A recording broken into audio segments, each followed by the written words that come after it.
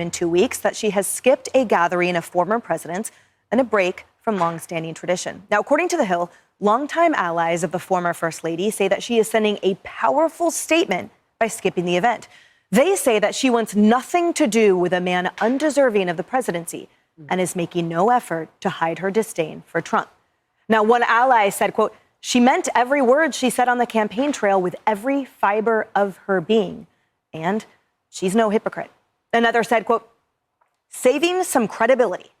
A source also telling People magazine, quote, "There's no overstating her feelings about Trump. She's not one to plaster on a pleasant face and pretend for protocol's sake. Michelle doesn't do anything because it's expected or it's protocol or it's tradition." Now, note that her office is keeping quiet on why she's skipping Trump's big day. People were wondering last week when we didn't see Michelle Obama sitting in the pews at the funeral for Jimmy Carter, whether she would actually attend the inauguration this week. Both of those events would have brought her face to face with Donald Trump. They said last week that scheduling conflicts prevented her from attending that event. They're not actually elaborating on why she won't be attending next week's inauguration, which I think probably tells you everything you need to know. You know, Michelle Obama has made no secret about her feelings towards Donald Trump.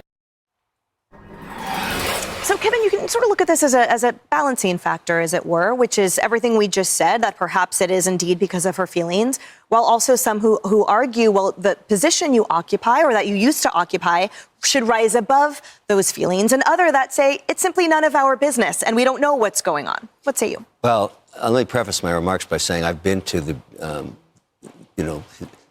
her White House twice, actually with Shark Tank. We shot updates there. She's a really nice woman.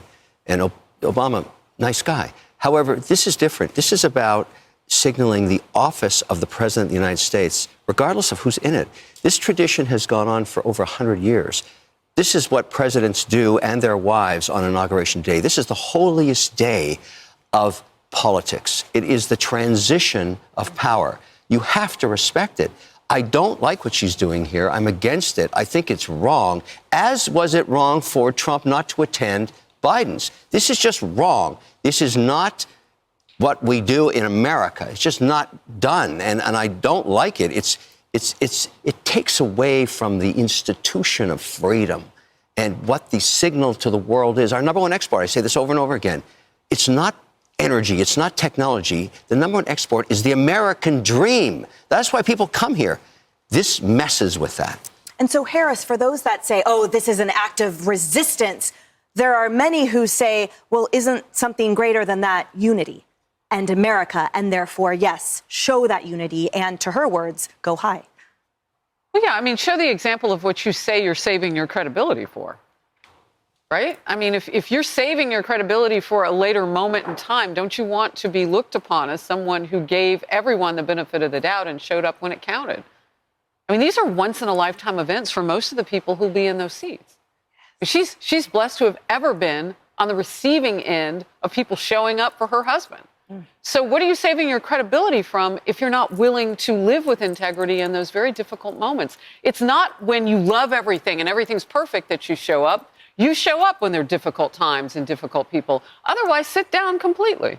Because wasn't there an argument always for radical generosity and that radical forgiveness? And that in my occupation of this position, I will show to you what that generosity looks like, what forgiveness looks like, what grace looks like. I thought that's what we were supposed to see. Yeah, so an ABC reporter is reporting that Nancy Pelosi won't be attending. We'll wait to see if Fox can confirm that. They spoke to her spokesperson, they say. So we'll see.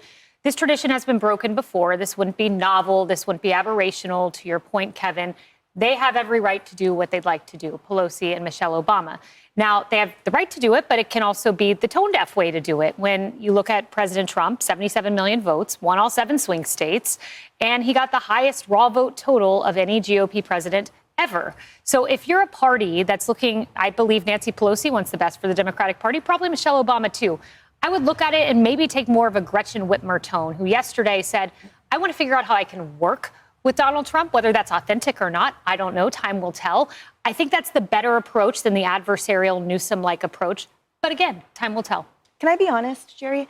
You know, when I hear that about Nancy Pelosi, I'm not surprised because she ripped up the State of the Union. To me, she put her petty politics and petty feelings I saw as an American she was supposed to represent above me, who she's supposed to represent.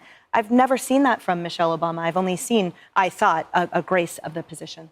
Well, I want to follow up on something Kevin said, because I was a poli-sci major as an undergrad. And what you learn is the moment of transition, it's the most dangerous moment for our country, right? Things could go awry. Things could go wrong. We might not transfer power. It's an important moment that everybody needs to be there to witness. It's not that you're signing on to the next group of people who are going to lead. It's that you're there to witness it. Well, we'll see. Hey, everyone. I'm Emily Campagno. Catch me and my co-host Harris Falk